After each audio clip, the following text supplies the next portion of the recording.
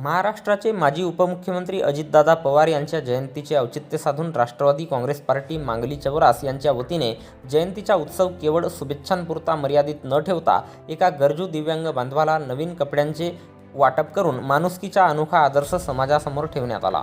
आजच्या धावपळीच्या काळात अनेक गरजू आणि निराधारांना मदतीचा हात देण्याच्या उद्देशाने आणि अजितदादांच्या कार्यशैलीतून प्रेरणा घेऊन हा समाजोपयोगी उपक्रम राबविण्यात आला, ज्याने दिव्यांग बांधवांच्या चेहऱ्यावर आनंद फुलवला आणि उपस्थितांची मने जिंकली। परिसरातील ग्रामस्थांनी या सामाजिक बांधिलकीचे कौतुक करत भविष्यातही असे उपक्रम सुरू राहण्याची अपेक्षा व्यक्त केली।